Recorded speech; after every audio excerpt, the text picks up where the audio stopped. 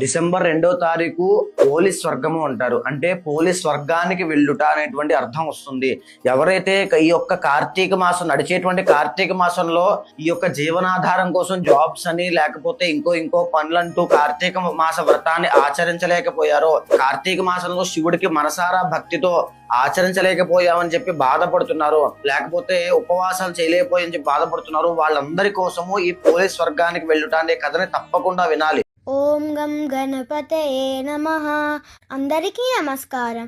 పోలిపాడ్యమి రోజు అరటి దొప్పలలో దీపాలు వదులుతూ చదువుకోవాల్సిన శ్లోకం.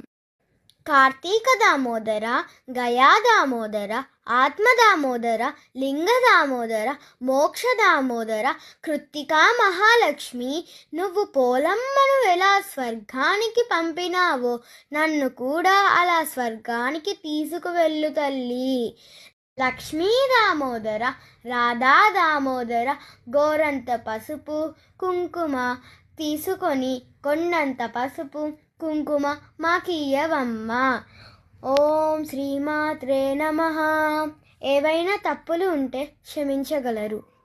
ఓం గం గణపతయే నమః. అందరికీ నమస్కారం. పోలిపాడ్యమి రోజు అరటి దొప్పలలో దీపాలు వదులుతూ చదువుకోవాల్సిన శ్లోకం. కార్తీక దామోదర. నా దృష్టిలో అదృష్టవంతులు అంటే ఎవరో తెలుసా? ఆస్తులు అంతస్తులు ఉన్నవాళ్ళు లేదా చేతి నిండా నోట్లున్నవాళ్ళు కాదు. చేతి నిండా పని, కడుపు నిండా భోజనం, కంటి నిండా నిద్ర, లేవగానే ఒక పలకరించే ఒక చిన్న పలకరింపు, మన కష్టసుఖాలు పంచుకునే అర్థం చేసుకునే ఒక వ్యక్తి, స్నేహితుడు లేదా భార్య లేదా భర్త లేదా తల్లిదండ్రులు లేదా అత్తమామలైనా కావచ్చు.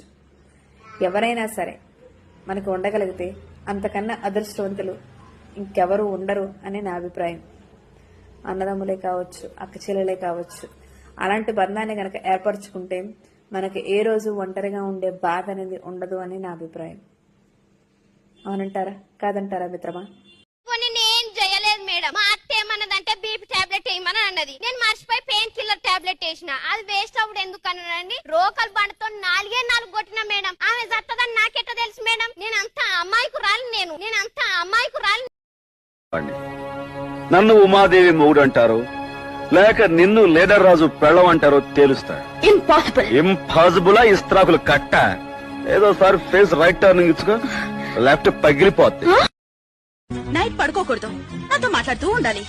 ఒక్కవేళ పడుకున్నావే అనుకో, ఓ కొల్లు కూడా నేను రావాలరా. ఎందుకంటే లవ్ చేస్తున్నావు కదా. లవ్ చేస్తున్నావు కదా.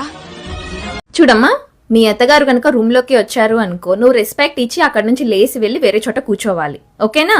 ఫర్ సపోజ్ మీ అత్తయ్య గారు వచ్చి బెడ్ మీద కూర్చున్నారు అనుకో, నువ్వేం చేస్తావు? నేను వెళ్ళి సోఫాలో కూర్చుంటాను. ఒకవేళ వచ్చి సోఫాలో కూర్చుంటే నేను కింద కూర్చుంటాను.